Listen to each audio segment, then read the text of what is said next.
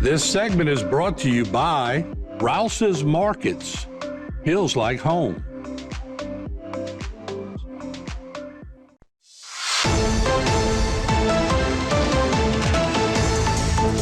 All right, welcome back to Bayou Time. I'm Martin Falls, joined by Matt Ory, who's the attorney for Kyren Lacy. And of course, a lot of people know Matt here in the community.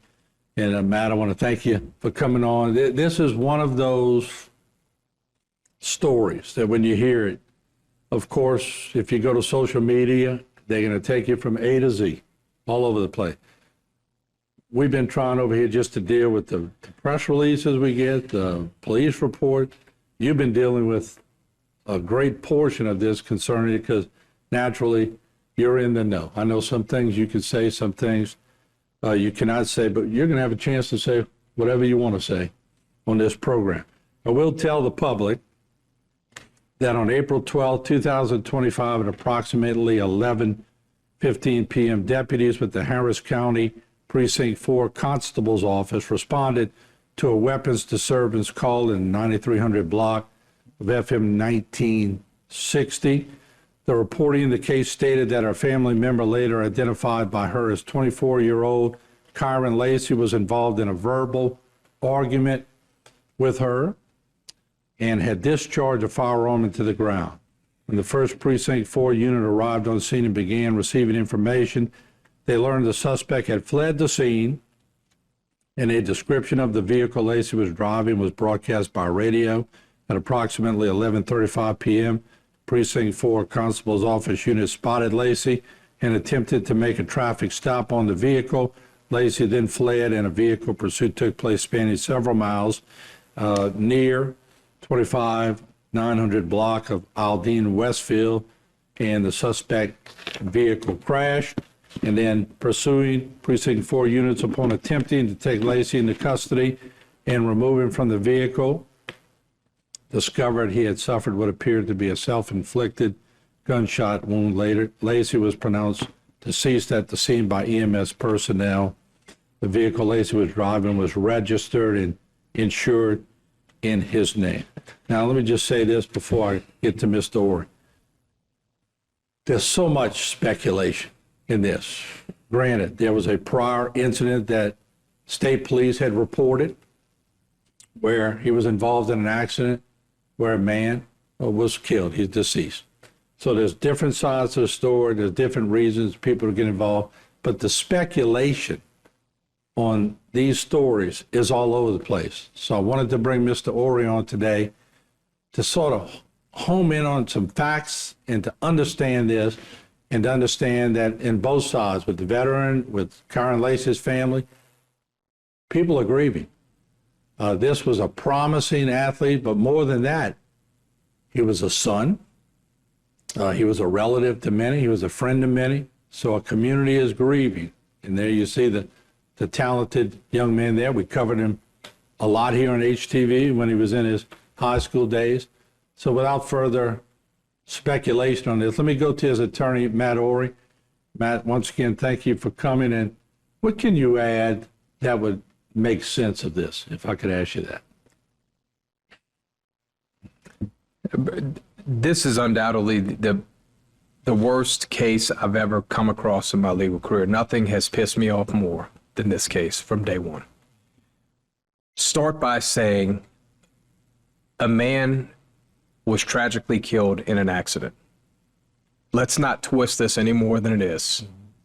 Mr. Herman was a good man. There is a proper platform for when those types of things happen. And in this case, it was not and is not criminal court. Let's be very clear on that right now. I will never, ever budge on that position. A grand jury was set today for the whole public to know not once, yet to this day, has anybody ever said anything otherwise than the district attorney's office in Lafourche Parish has yet to this day to accept formal charges. Let that sink in. Mm-hmm. We were set for grand jury today. I am privy to so much information that no one has. To get a report is a report. You know how many cases we get reports on that ultimately end up in acquittals? This one never even got past a grand jury yet. and they crucified this kid. And when I mean crucified in a manner I cannot describe, I had these talks with him where you're trying to calm it down, say, man, turn it off. Let me take the heat. I got thick skin. You got a problem with me on social media? Come at me. Who cares? They know nothing about this other than what was portrayed in an initial report that they're pieced together. They have no idea what I know now. They have no idea what was about to come out. And ultimately, I assure you, will still come out. This is just, I'm infuriated. And that takes nothing from the loss of Mr. Herman. Let's be very clear. A good man, a good family. I get it. There's a civil suit filed. That is the platform. Mr. Herman didn't ask for, you know what I mean? They had nothing to do to concoct this story. There's reasons all this happened. I know what they are. And it really has nothing to do with that side of things. No one's ever once disputed that. Kyren's grandfather is a veteran. Right? The narrative spun here has just been fascinating. Quite frankly, whether you're a Marine or not, everybody's life is important. I have the utmost respect for Marine. Kyren had the utmost respect for Marines. That's irrelevant in this case, but the media didn't see it that way. The media, the same media, you know how upset he was?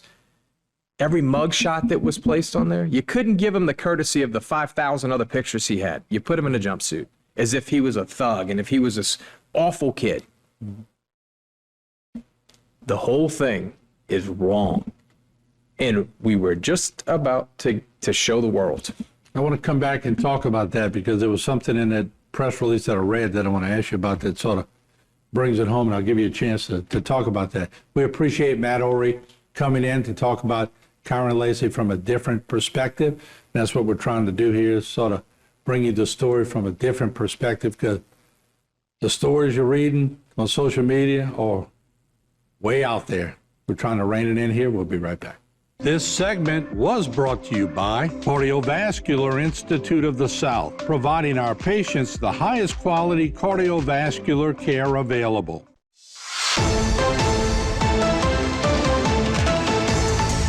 All right, welcome back. We're talking about the death of Kyren Lacy. Matt Ory, his attorney, is joining us here on the news desk. We've had a segment before this.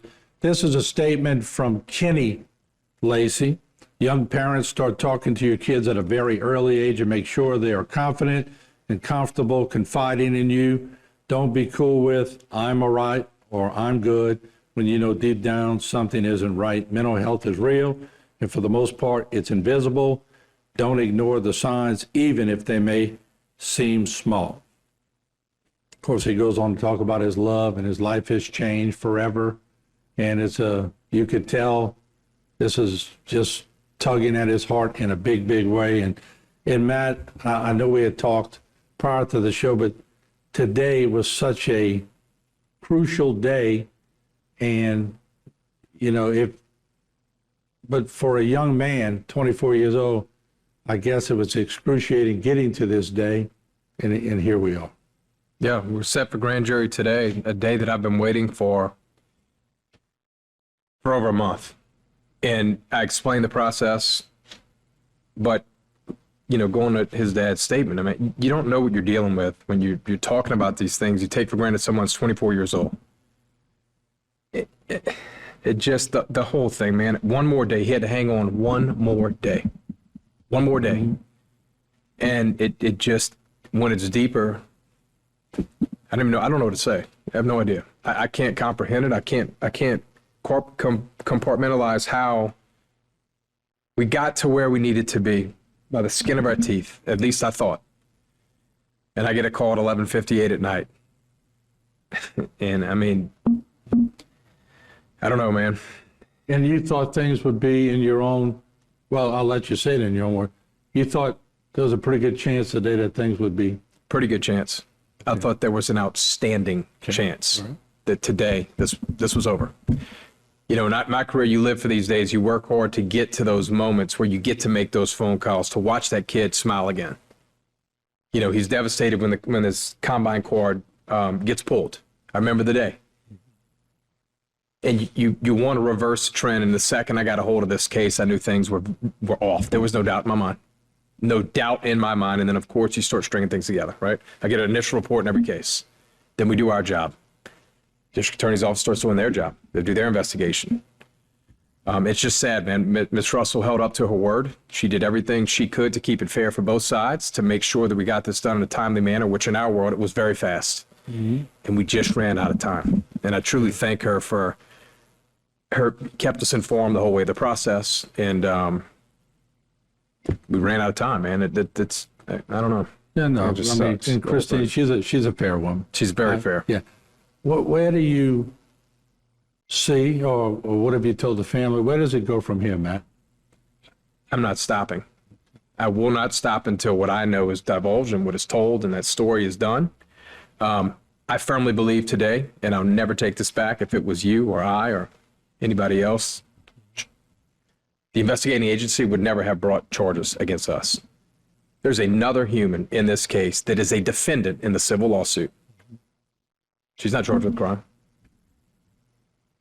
I'm the very, very, very strong opinion, if we're coming to a proportionment of fault here, it wouldn't even be close. I stand by what I'm saying, and I'm not backing off. I will never back off of that. Not for him, not for anybody. It's never going to happen again to somebody else. Not this way. Yeah. Too many things you find out after the fact that go, that's interesting. That was ignored. Or that's what your expert says. Well, how about what this investigation says? You know, you watched an accident. Let's be very clear. You were so close. You didn't get in a collision with the vehicles in front of him. Mr. Herman was in front of him, his vehicle, at the time that this happened. He watched the accident happen. The second car in oncoming traffic, whatever they were doing, goes into the other lane. And Kyren was charged with negligent homicide. Think about that. Yeah. This is interesting information we're getting right now. This is the tip of the iceberg of information, but the initial reports that he fled a scene, he did this, he did that. You know how many people see wrecks every day and don't stop? It doesn't mean you don't care about the person, if they were injured, how they were injured. There's so much that you don't know. And frankly, in that initial report, that it is exactly what it is. So state police handled the initial They did. report. Okay, so what would be your next step as an attorney? Have you thought it out yet? I know it's very emotional time for you, right? I have, and that at this, I mean, I told you that before this interview started. There's certain things I will not divulge, but I can promise you this is not over, and I'm not stopping. I'm very convicted in how I feel in this. I've done this too long, and I knew from day one, where this was going. It makes me sick. There's nothing else I can say. I'm not happy. I'm not sleeping. I'm not eating. Who gives a damn about me? I'm just saying that's where my head's at right now. I don't need to say anything else. All right. It's all been thought out, and I want the truth told. Well, Matt, we appreciate you joining us. Very tough circumstances. I appreciate you taking time to bring this to the public, and thank you for coming. You're welcome. All right. We'll take a break. We'll be right back. We'll follow this story, and we'll follow Matt's process as it goes along. This segment was brought to you by Trapp Chevrolet. We're always on your side.